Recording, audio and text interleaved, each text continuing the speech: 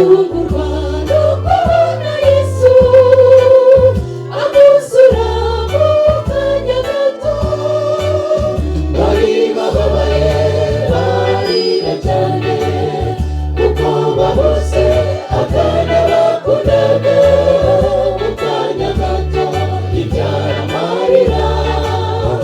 Ibi bitwenge umwana arasuka.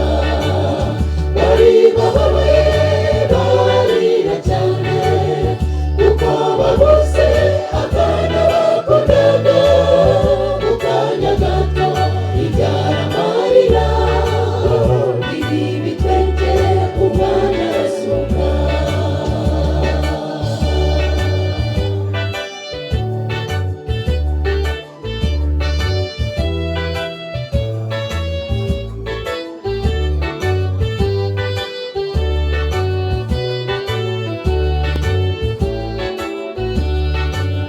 Nimuhumure vuba umwambaraje, abapfiriye muri we bazazuka, abacu twabuze tuzabasubizwa, ntabwo tuzongera gutandukana.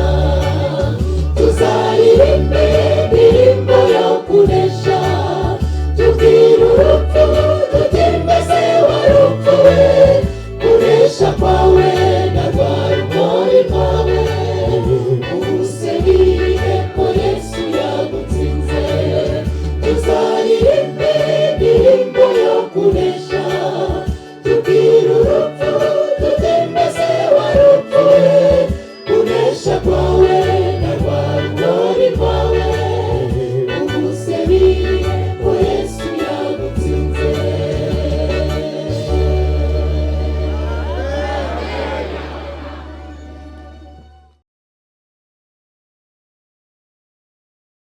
Ashimwe Yesu ashimwe namwe. Reka dushimire Imana kuko ubuntu bwayo nibwo bwonyine buba buduhagaritse hano.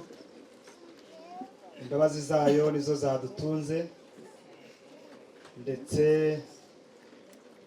mu gitabo cyitwa ubutumwa ku basore bavuga yuko abamarayika b'Imana bashinzwe kurinda umuntu kugira ngo adapfa, ngo ahubwo umucyo mushya nuza uzasanga kiriho.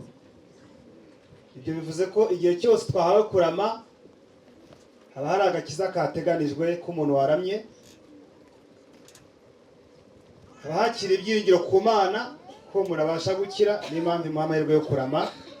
Rero abari aha ngaha yewe n'abataje kuko batabihaye agaciro cyangwa batabimenye, Imana twese yaturindiye kubw'agakiza kayo, izina ryayo rihabwa icyubahiro. Amazina bayababwiye, nitwa Justin Sengumuremyi, nkaba ntuye cyangwa se ncumbitse uko isaha n'isaha banongera bahindura n'aho bacumbitse, uretse ko no mu isi turi abacumbitsi, ariko aho mperereye ni mu Ruhango, mu karere ka Ruhango. Ubwo ni mu cyitwa Field y'u Rwanda rwo hagati, ikorera cyangwa se ibarizwa i Muhanga. Nkaba nsengera mu ntara y'ivugabutumwa mu Gihejuru, nk'uko mwabyumvise ku matangazo. Itorero ni irya Erayona. Ndubatse, mfite umufasha n'abana 3. Ubusanzwe nkora umurimo w'uburezi, ngo nashaka kubabwira rimwe ko hari igihe ikindi gihe kitoroshye, kandi nkaba nkora umurimo w'ivugabutumwa mu buryo bw'abakorerabushake cyangwa se abarayiki, biterwa n'uko umuntu amenyereye. Imana rero ikaba yashimye ko tuzabana kino gihe. Reka tuyishimire iby'uyu munsi kuko yatweretse ko bishoboka. Ejo nihatugeza tuzabishimira iby'ejo, n'ejo bundi gutyo. Hari igihe wakwibarira ibyumweru 2, yo yibarira icyumweru kimwe cyangwa se iminsi runaka. Reka tubishyire mu biganza byayo. Ndatangira maze ikibazo. Ndifuza umuyobozi wa Mifemu, niba mu ntara hari simbizi, niba tubikoresha ku itorero rya Gako, umuyobozi wa Mifemu ku itorero rya Gako nyari byakoroha ari hano. Turi mu isabato ya Mifemu hariya. Igira hari imbere. Mama mikrofone. ndaza gukenera umwe mu bantu b'abashyitsi baturutse i Kigali. Niba Naomi ari buze kubafasha kubahagararira, niba ari uboneka ara mu itente ntacyo bitwaye, nawe yamumereye mikrofone. Tugiye kwiga icyigisho gishingiye kuri ibyo bibazo ugiye kubabaza. Naomi wakwihuse ko mbona byaba mu itente utazabirindira. Babahe mikrofone mbabaze ikibazo. Ubwo umwe arabahagarariye abashyitsi, nubwo yamaze kuba uyu nguyu musango wahaniga ko, ariko ntacyo bitwaye. Ikibazo ndibabaze nimwumva namwe gisubiza mu bungane ntacyo bitwaye. Reka mere ku muyobozi wa Mifemo inaha n'abasangwa ngiye kubaza ikibazo. Ni umubyeyi, sinanira guhamagara abagabo uko barahari, ariko ngiye kubaza ikibazo. Iyo umuntu w'inaha ngaha atetse ibishyimbo, nibura ugenekereje byahira amasanga, gusubiza. Ibishyimbo rero by'inaha ngaha hari ibishya vuba n'ibitinda. Ntacyo bitubwira byose. Ibishya vuba bishobora guhira nk'amasaha 2. Amasaha 2. Ibishya vuba. Ibitinda rero amasaha 4. Hari ibitinda bishobora gukubita amasaha 4. Murumva murabihuje mwese na abasanga. Ubwo nimwe turi kumwe. Hari ibishyimbo bishobora guhira nibura amasaha 2. Ubwo ariko sinzi wenda urwego rw'imwe yaba yakoresheje nabyo, kuko hari abacana babanje gutapira muri utu tuntu twose twabaye batoratora. Hari n'ufite imyase birashoboka. Harya ubwo ucana tuno dukenyeri two mu gisambu ya Professeur Nozuba n'ucana imyase y'inturusu, bihira rimwe cyangwa hazamo itandukaniro? Musubize nta kibazo. Yahira rimwe? Hoya, aha. Ubwo uteka akoreshe tuno tuntu batwita ni inyayo, ni inyayo twadushami twagiye duhunguka n'ibibindi by'ibikenyeri. Byahare ngaho amasanga cya minota ingahe? Ku masaha 2. Ubwo amasaha 2 nayo ufite imyasi, sibyo na? None mwene tuno twatsi amasaha 3. Ibyo kandi ngo ni ibishya ryarira, ngo ni ibishya vuba. Ubwo ibitinda nangahe? Urakuba 2 araba 5. Bivuze ngo umuntu wabishyizeho azindutse kare saa 11, wakubitaho saa 12, ubwo araza kubona igaburo sangahe? Saa 6 nibwo ashobora kujya kurya. Ubwo rero Abanyarwanda hari igihe babaza ngo isaha yo kurya ni sangahe, bati ni saa 6. Niba naho babikura simbizi. Amasaha hagati ya 3 na 5. None Naomi, mwebwe ntimukoresha zino nyayo. Nta hantu hari igisigati muzajya gutoratora mu dukenyeri twishwe n'izuba ngo muprofite ibyo. Ubirebeye inyuma mu bigaragara iby'imbere mu byihorere. Bano bagabo n'abadamu babo ubona hari aho baturenzeho, sibyo ra? Bafite uko bacana tudacana. Ibyanyu bihira amasanga.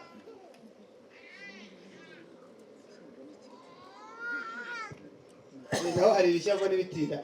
Yego, ibishya vuba n'ibitinda turabigira. Ibishya vuba hari icyo bita ngo nishyushye. Ubitetse kuri gaze byahira isaha, ubitetse ku mbabura byahira isaha 1 n'igice. Ukoresheje amakara isaha 1 n'igice waba ubonye igaburo kuri gaze ni pafu n'isaha 1. Ibitinda ni hagati y'amasaha 2 nk'uko mugenzi wanjye yabivuze. Kubitinda ni amasaha 2. Kubitinda ya amasaha 2. Ibitinda tubiteka ku mbabura. Okay, arakoze cyane bajye kwicarira. Ikibazo kigiye kubazo kiravuga ngo iyawe izahira amasanga. Iyawe izahira amasanga cyangwa se izashya ryari? Kadusenge. Urakoze data mwiza. Turi inyama n'amaraso, iyo tuwumuyira ijambo rituruta ubukuru, dusaba imbaraga y'ijuru ngo iduhagarareho. Inarijye yacu yanyanye n'ubushake bw'ijuru. Ariko ubuntu bw'Imana bw'urukiye iteraniro, Mwuka w'Imana afashe imitima. Iri jambo ryanditswe tudahari. Twaryigiye mu mateka kubwa Mwuka wera, kubwo gukunda ibyanditswe byera, ariko kubigeza ku mitima biri mu bushobozi bw'Imana. Wihange mu iteraniro ryose, uhereye kuri rye kugera kutega amatwi. Iri jambo ritubyarire iby'ubugingo mu mitima yacu, mu izina rya Yesu. Ezekiyeli icyicaro cya 24 turakoresha iminota ishoboka mike. Ndasoma n'igitabo kimwe hano cyitwa Umurimo wa Gikristo, abagifite baye bari hafi. Tugiye kwasanga igitekerezo. Rimwe na rimwe hari igihe abantu bataramenyereye bino bitabo, birashoboka. Buriya iyo ugiye kubwiriza baramutse bagutume mu itorero runaka, uba ufite impamvu y'ahantu ugomba kuhera ubwiriza. Ugiye nko mu Gatolika hari ibitabo takwifashisha kuko byahugora kuzagira nawe n'abantu bajya kuhasoma. Ugeze mu ADPR n'amadini ya Protestant muri rusange, hari aho wakwerekeza bikihuta, hari naho wajya bikajya bikuvuna wisomera wenyine. Ariko nibwira ko Advance umunsi wa 7 hari aho tumenyeranye kubijyanye na Bibiliya kubera abigisha duca imbere kenshi, yewe ndetse n'abadafite ubute bakaba bisoma haba amasomo mu gitondo no mu bibwiriza bitandukanye. Iki gice nikiba ari gishyashya ukurikira ibyo wungukiramo, kandi niba usanzwe ukiga nzi ko hari amakuru mashya Imana ibaha guhera. Nuko mu mwaka wa 9 mu kwezi kwa 10 ku munsi wa 10 w'uko kwezi, ijambo ry'Uwiteka rinzaho riti: mwana w'umuntu, wiyandikira umunsi ari uyu munsi, kuko uyu munsi umwami Babuloni ageze hafi Yerusalemu. Kandi ucira inzu y'abagome umugani, ubabwira uti, ngo twataye kwinjira mu mugani, uku niko umwami Uwiteka avuga ngo: ushyigikire inkono ivuga, uyishyigikire maze uyisukemo amazi, uyiteranyirizemo ibice by'inyama ndetse n'umuhore wose, ukuguru n'ukuboko wuzuzemo amagufa meza yose. Wenda nziza cyane yo mu mukumbi, wenyegeze inkwi munsi y'inkono ivuga, zitume ibira cyane, kugira ngo amagufa ayirimo agenze gute? Ashye. Nicyo gituma umwami Uwiteka avuga ati: umurwa uvusha amaraso uzabona ishyano. Inkono ivuga irimo ingese, ingese yayo itayivuyemo. Uyaruremo intongo imwe imwe utabifindiye, mbese upfe gutora, kuko amaraso yawo awurimo. Yashyize ku rutare ruriho ubusa, ntabwo yayasutse ku butaka ngo atwikirwe n'umukungugu. Amaraso yayo nayashyize ku rutare ruriho ubusa kugira ngo adatwikirwa, kugira ngo abyutse uburakari buhora. Icyambere yari irimo ibintu bacanire, harimo inyama, magufa, mbese mu matungo meza yatoranije abari yakatakata ashyiramo inyama cyangwa se imigabane y'umubiri w'iryo tungo. Murongo wa 9. Nicyo gituma umwami Uwiteka avuga ati: umurwa uvusha amaraso uzabona ishyano. Nanjye nzatuma ikirundo cy'inkwi kiba kinini, enyegezamo inkwi, kongeza umuriro uhisha inyama, ukomeze umufa, kandi amagufa ageze gute? Atwikwe. Tubaye n'abinjiye hameze nko mu gikoni. Uyu muhanuzi igihe yahanuraga, hari hariho ikibazo muri Israheli cyangwa se mu ishyanga ry'ubwoko bw'Uwiteka. Imana yari yarakoze ibishoboka byose, haba abahanuzi bakuru bagomba kunganira ishyanga ngo ryitegure ubuhanuzi bwarirebaga cyane, ubwari buhatse izindi zose. Ubuhanuzi bwose bwari ubwa Mesiya uzavuka hagati muri bo. Igihe Ezekiyeli yageraga muri uno mwaka, nibura hafi muri za 586, haburaga iminsi mike cyane uwo murwa Babuloni ikaza ikawusenya igatwara abantu. Imana ibona ubuhanuzi bwatambutse ntacyo bwagezeho. Ababwiriza babwirije, ba Yeremiya bahanuye, ba Yesaya baje, ibyo bice byose banditse nta kintu byagezeho. Imana izana umuhanuzi wari uteye ukundi. Ezekiyeli bwa mbere yamwifashishije akoresha geste ku giti cye, Imana imuhindura ifashe inyigisho. Rimwe iramubwira iti: ngiye kukwifashisha kugira ngo nkwerekane aho bano bantu urukundo bakunda n'ikigiye kubabaho. Iramubwira iti: ufite umugore ukunda, ariko ngiye kumwifashisha kandi agiye gupfa, ariko kugira ngo banye nanjye mu gahinda mfitiye ubu bwoko, umugore wawe nasinzira ntuzarire, uzihanganane nanjye. Uko niko abantu banjye bagiye kuzagenda, bagiye kuzapfa bagenda, bagiye kuzagwa mu mahanga, abandi bazagwa aha. Nzihangana sinzarira, nzashira iryinyo ku rindi, nzababara mu mutima nihanganiye nibura bakeya basigara bo muri bo. Imukoraho ubwo bufindo. Kabiri, kugira ngo Imana ibere ku rupfu bazapfa, iramufata iramubwira iti ugende ujye mu murwa hagati, nurangiza ufate inkono, ufate isafuriya, wishyigikize amashyiga yayo kuko mubizi mu Kinyarwanda. Arangije atera amashyiga mu murwa mo hagati, afata isafuriya, aragenda yegera amatungo, afata amatungo yari meza bahinduraga ibitambo, arayafata nk'uko umurimo wo gutamba wari uri, arayakata ayashyira muri iyo safuriya. Bibiliya iratubwiye ngo ikintu ugiye gukora ufate iwi ucanire, nta saha nta minota nta minsi, kugeza igihe umufa igufwa n'inyama bizatandukana, inyama ukajya ukwayo igashya, kandi ngo n'amagufa agashya agashira. Baramutse bagutumye gukora igikorwa, wowe wumva wacyemera? Waguha intego yo gucana ko murya inyama, wazicana kugeza igihe igufwa riyenga rigashira, ucaniriye ufite inkwi. Umuntu ucanira ibishyimbo bigahera amasaha 5, nabwo atoratoye turo tuntu, ejo akaba adafite icyizere cyo kuzabona hano akura izindi. Uri mushinga yawukora? Ezekiyeli aragenda, ntiyacibwa intege nuko kuzabona inkwi bizamugora, yemera icyo Imana imusabye. Aragenda ajya hagati mu murwa, afata amashyiga arashyigikira, ashyiraho isafuriya. Amaze kwishyiraho azana amazi, aravoma, aruzuza, yamaze gushyiramo za nyama, aracanira, amazi arakama, kugeza igihe amazi yashizemo. Umuriro ubura ikintu ufata, wataka inyama, inyama zirashya, inyama zirinomba, inyama ziruma, inyama zihinduka nk'inkwi, amagufwa yatakwa n'umuriro, amagufwa arashya. Ntabwo batubwiye iminsi byamusabye n'amezi byamusabye, ariko Imana yari ifite misiyo. Yari yihe misiyo rero? Yaramubwiye ngo kugeza igihe ingese zo kuri ino safuriya zizageza gute? Rero inyama zabaye ibitambo zazimiriyemo, Ezekiyeli umuriro umwicira ubusa. Icyo Imana yari igendereye, zari ingese ziri hehe? Ziri mu isafuriya. Nizo zari zifite gahunda n'Imana, nizo ashaka gukuramo. Arangije Imana aravuga ati rero dore izi ngese zanze gushira, inyama zarangiye, amagufa yahiye, amazi yashize. Ngewe umukoro wa kabiri, genda uyifate, nta kintu kirimo, uyishyire ku ziko yonyine, ucanire iminsi n'amasanga naho kwacaniriye mbere. Nicanirwa nta kintu kirimo, ingese nizivemo uzarekere.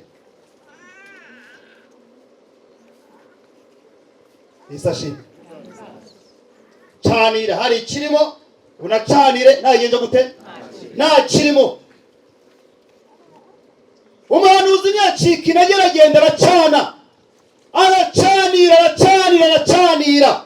Hari isomo twasomye, reka mwumve, kandi sure mwumve umurongo waho wa 10. Enyegeza mwinkwi, kongeza umuriro, hisha inyama neza, ukomeze umuva kandi amagufwa atwikwe, maze uyitereke ku makara y'umuriro irimo iki? Irimo ubusa, kugira ngo icyuya cyane ahari umuringa wo kuri yo ushe, kandi umwanda uyirimo ushonge, ingese yayo ibone kugeza gute? Canira kugeza igihe isafuriya y'ubwayo ibaduka, yeguka, yomoka, imigabane yigize umukitandukana n'undi. None ingese zikajyana n'umugabane w'imbere, iyo safuriya ikabona amahirwe yo gutandukana n'iki? N'umugese wayo.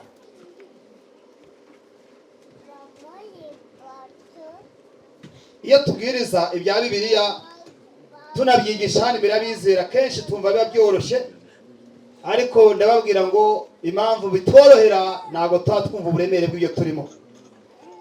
Niyo mpamvu bitworohera. Mu gitondo wafata umurongo uraza kudufasha kumwigisha mu ncamake, yashyira mu bwenge, akumva profesi iminota yo kuboneka imbere y'abantu, yaranahaherutse ati nibyo, akabyemera, akaza akarimanga atanya abantu.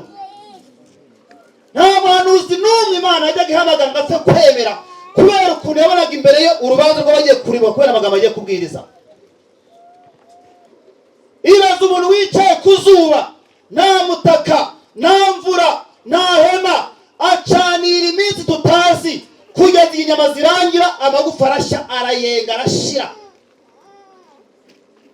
Ati ni hahandi ntabwo uravaha kuwigendera ntabwo kiragerwaho, ingeza ziracyarimo zanze kuvaho. Noneho rero canira isafuriya yonyine. Abacana ku makara murabizi, itangira ifite ibara runaka, igatangira kuyegusa nk'aho ibengerana kugeza ku rwego izasa n'umuriro uri wicanira, ukayakubona ukabona isafuriya irasadutse cyangwa se iramenetse. Abacana ku magazi barabyumva buriya no ku makara igihe kirekire. Nuko Imana yabwiye Ezekiyeli, ntucike intege. Inkwi ntabwo ari Ezekiyeli wadushakaga. Imana avuga ngo nzazishingira, nzishakira inkwi, nzazikohereza abantu bazazikuzanira. Umurimo ushinzwe ni ukugeza gute? Ni ugucanira. Iby'izuba ntuzabibare, iby'umuriro uzabyihanganire. Nanjye nihanganye imyaka irenga iyo utekereza iyo uriho, nihanganira ubwoko budashoboka. Ziriya nyama zari iki? Iriya safuriya ari iki? Ezekiyeli 11. Bibiliya iba yisobanura ibyayo, keretse ko hari igihe tuyigana intege nkeya n'umwanya mukeya. 11 Ezekiyeli murongo wa 3 haranditse ngo, reka mbere kwa 2, mwana w'umuntu, cyangwa se arambwira ati mwana w'umuntu, abo ni abantu bagambirira ibibi kandi bakagirira abo muri uyu murwa inabi mbi, inama mbi. Baravuga bati mbese igihe cyo kubaka amazu nicyegereje, uyu murwa ni inkoni ivuga. Niko babwira abo bantu, niko bizeza muri uwo murwa, kandi ngo ni inama mbi bageza bate babaha. Uyu murwa ni inkoni ivuga. Nayo mwumva icyaha giteretse ku mashyiga, kandi natwe turi iki? Murongo wa 11, uyu murwa ntuzababera inkoni ivuga, kandi namwe ntimuzaba inyama zo muri yo. Nzabacira urubanza ndi mu rugabano rwa Isiraheli, namwe muzamenya yuko ndinde. Rero izo kera hanura filime yari akora imbere y'abantu yari amarenga. Iyo safari iri aho ngaho yari amarenga y'umurwa wa Yerusalemu, kandi inyama zari imbere bari Abisiraheli ubwabo. Izo zari inyama. Rero ubwo inkwi ntuzazirebere mu ishyamba uzatashamo. Oya, n'uyu munsi tuvugana Imana yishingiye inkwi. Haleluya. Imana yishingiye inkwi. Ariko ikibazo niba byaratwaye amezi n'imyaka Ezekiyeli acaririye bikanga, iyawe izashya ryari? Iyawe izashya sangahe? Ni amasaha 2, ni 5, n'ibyumweru tugiye kumara hano. Biratubwiye ngo wowe canira gusa, ntuzacika intege. Nzishingira amazi, nzishingira ibitambo, nzishingira inkwi. Wowe ushinzwe kuzanira gute? Ushinzwe gucanira gusa. Bantu bigako nagira babwire ngo nta muntu wigeze abisengera ngo ikorane na Rogate itegure rino teraniro. Yaricaye Imana ishyiramo icyifuzo ngo mfite abantu banjye bigako, mfite abantu mfite firiya, ariko bakeneye umuntu wo kubasanga. Ntabwo bari baza aho bazajya. Bakora umushinga sinari imari, biyemeza gukora ivuna, kandi Imana izenguruka mu birere byayo byose ifitemo abantu, isanga bakwiye kuza hehe? Hadi gako. 2, ntabwo mugeze mugira igitekerezo cyo kubungana ngo nimutumire korari n'iyi. Tugisiyoni yaje yikoreye ibyuma, igiye kuririmba indirimbo zirenze zirimbye nonaha.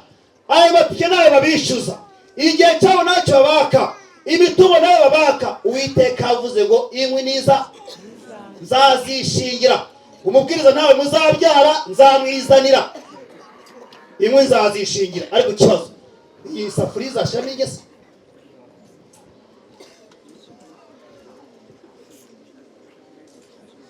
Tugiye kumara ibyumweru 2 ku musozi, kandi hagati muri twebwe hari abantu batubwira ngo uyu murwa wacu ni amahoro, nta kibi gihari, utumereye nk'isafuriya, natwe turi nk'inya.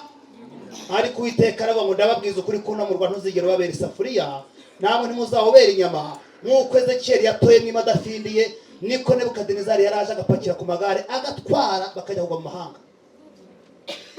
Wenda ntabwo uranywa inzoga, ahubwo urazibwiriza ukanazicyahira abandi, bitinde bitebuke nawe uzazinywa.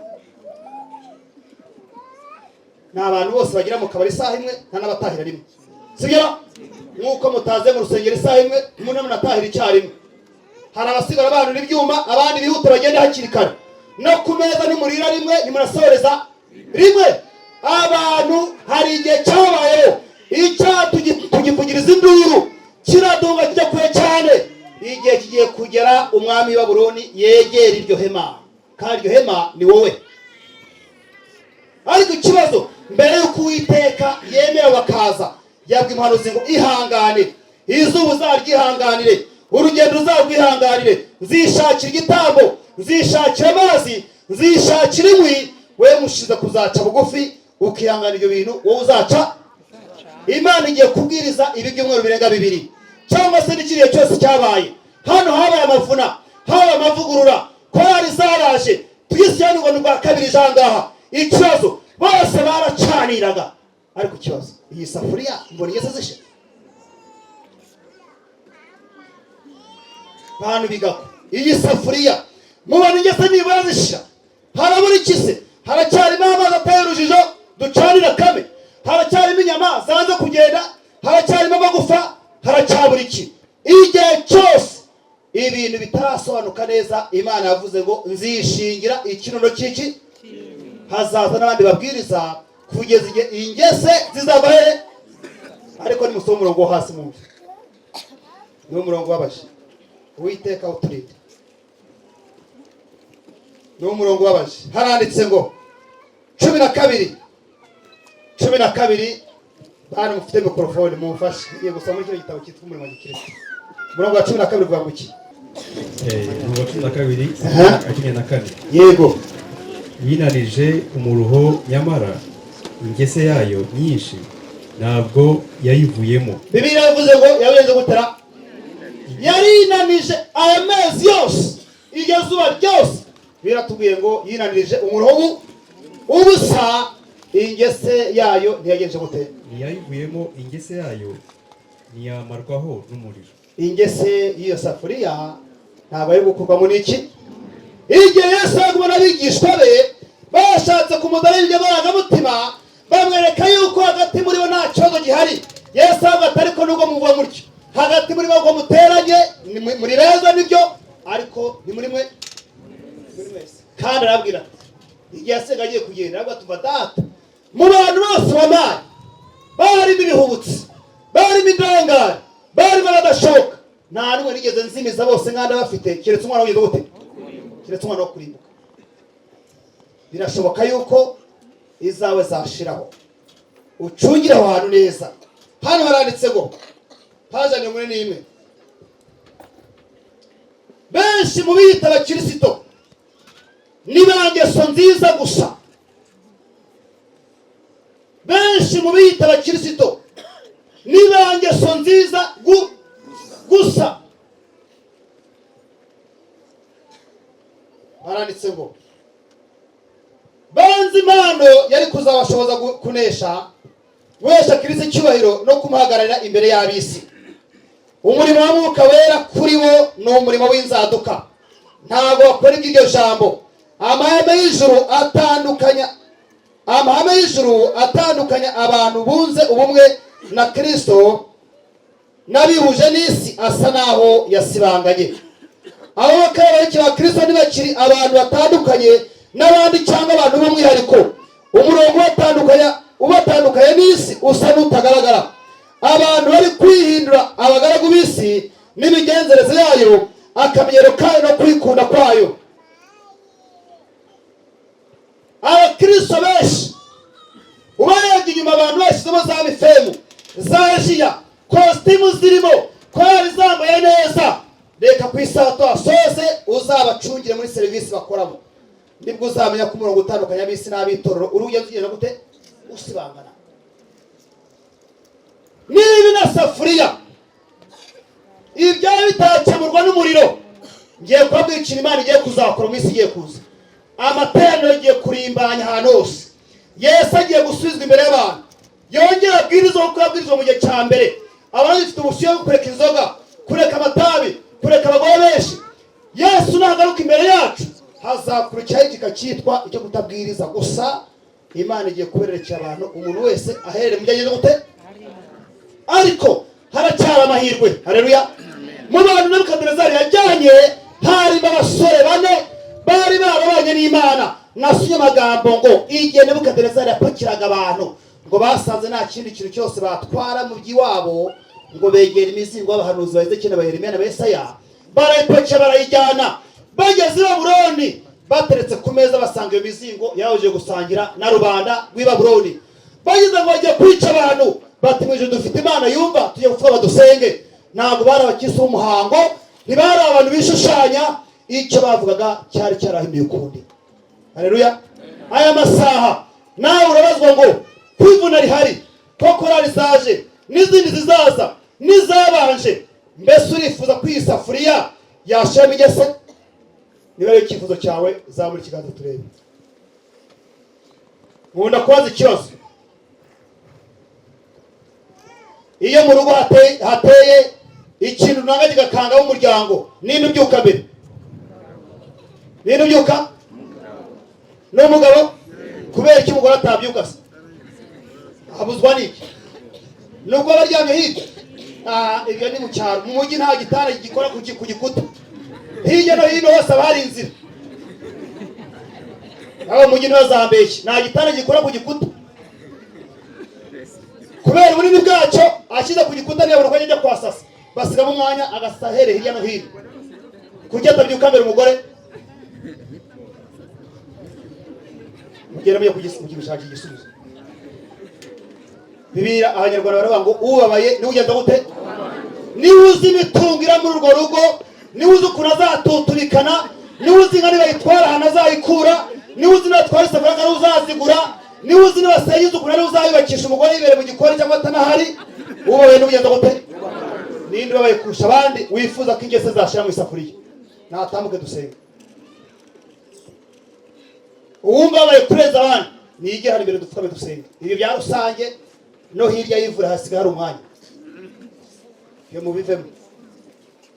N'umugore yabyuka n'umugabo yabyuka, ariko iyi safuriya nitamarwamo igesa n'umuriro, harakurikiraho Nebukadinezari kandi arabatwara barapfira mu mahanga. Ubu bari buracyubakwa, ubwariho kera tukinywa inzoga bwariyongereye kandi twaraziretse. Ubwo se n'abandi bajyayo ko twaziretse bukiyongera. Bufite abantu burindiriye kwakira.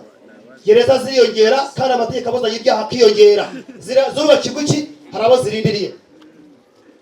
Niba wowe rero kubita urugi hakiri kare utanga abandi, igira imbere dusenge.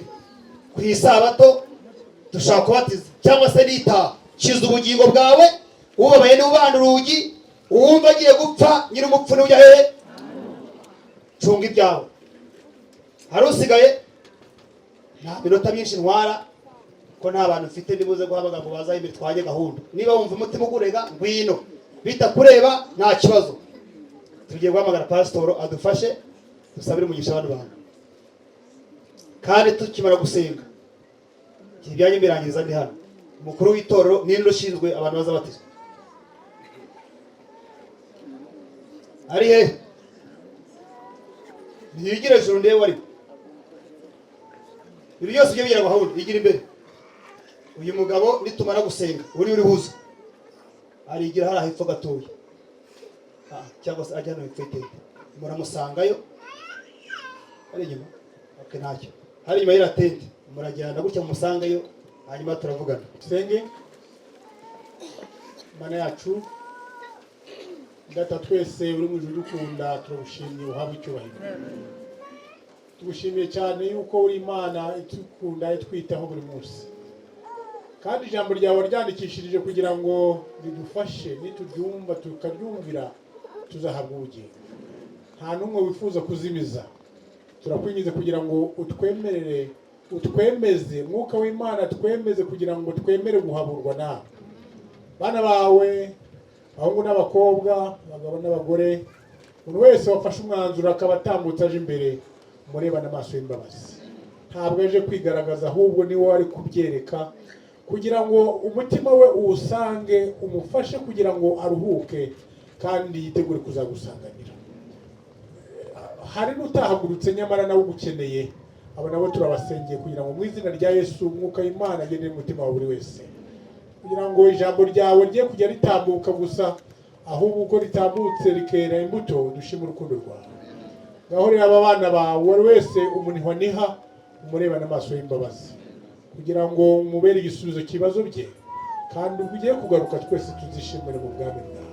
Kandi umugaragu wawe wahamagaye akaba akuvugiye umugisha, twese iri jambo he kugira n'umwe uritaha ngaha, ahubwo dufashe mu mitima yacu umeze neza. Reka rero dukurikire Jerome najya imbere. Yesu abamugisha. Turabasuhuza mu isi, turagana Isiyoni nshya, ahatarangwa imibabaro n'agahinda. Tuzi neza cyane ko ducumbitse aha mu isi, ariko igihe kiri hafi tukimurirwa mu ijuru. Nakubara imyaka, nagusezera abacu, tuziba iri teka mu byishimo. Umunsi w'ihumure uregereje, imenyerewe y'umwanzi igacibwa bidasubirwaho. Umwami Imana azashyiraho iherezo ku mitego y'umwanzi yayogoje isi. Umwana w'Imana naza, igitondo gitangaje, nibwo twese tuzabona ikuzo rye. Azakura abantu be mu moko yose mu isi. Iyo nteko nini cyane izaba itangaje rwose, kuzibonaho hera bizaba bitangaje. Ntaruza duhe kuza bana nawe. Umunsi w'ihumure uregereje, imenyerewe y'umwanzi igacibwa bidasubirwaho. Umwami Imana azashyiraho iherezo ku mitego y'umwanzi yayogoje isi.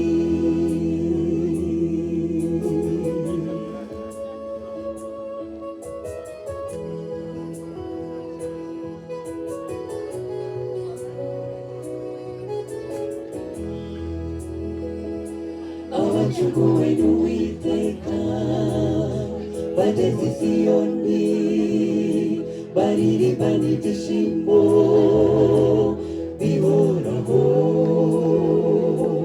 Bazanezerwa cyane babonye umwami Yesu abaragaje imbere, ari we ubayoboye.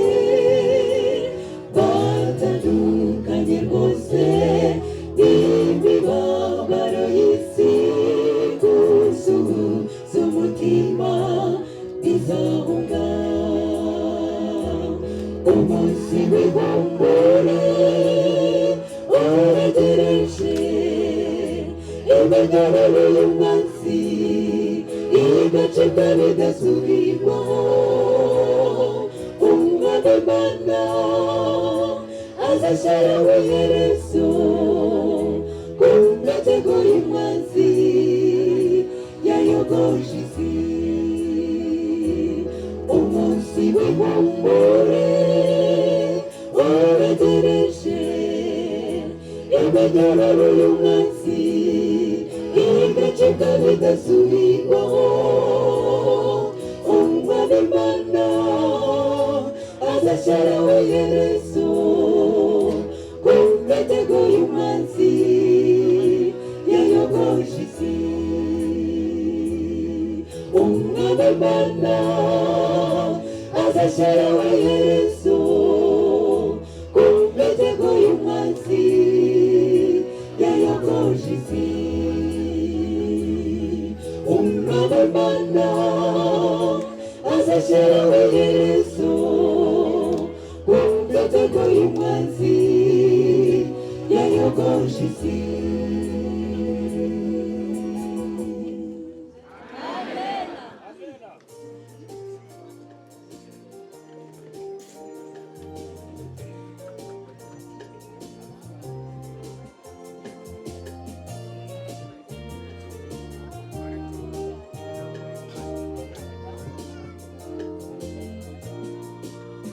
Dutegereje umunsi w'abacungurwa ubw'abera bazaba banesheje isi, banesheje ububi hamwe na Satani.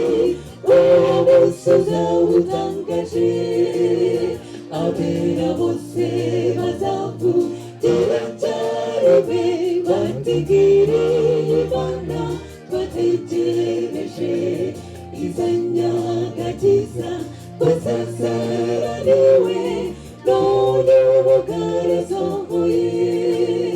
Hazaza agacu gatoya kaze katwegera gaturutse iburasirazuba, maze umucyo mwinshi ukwira isi yose. Duhereko tuzamurwe, tuzamara imyaka igihumbi kubana turirimba dusingiza tuti urera Mana yacu.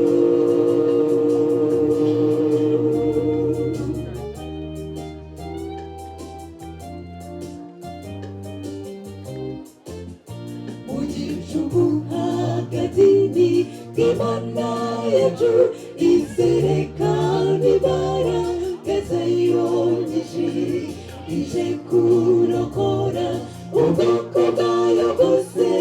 Uwo munsi uzaba utangaje, abera baturutima zose z'isi bazaririmba indirimbo z'abaneshi, bazaba baraba iremba kwera kwayo kuko bazaba banesheje. Hazaza agacu gatoya kaze katwegera gaturutse iburasirazuba, maze umucyo mwinshi ukwira isi yose. Duhereko tuzamurwe, tuzamara imyaka igihumbi kubana turirimba dusingiza tuti urera Mana yacu.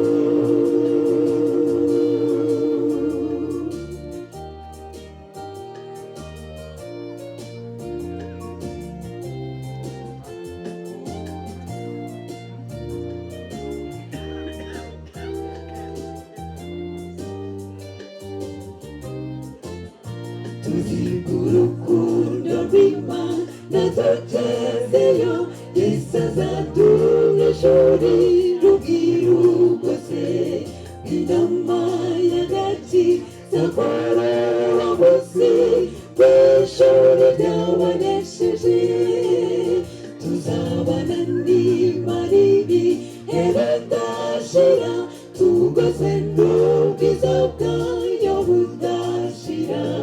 Tuzaba witeka iteka ryose dusingiza umukiza wacu. Hazaza agacu gatoya kaze katwegera gaturutse iburasirazuba, maze umucyo mwinshi ukwira isi yose. Duhereko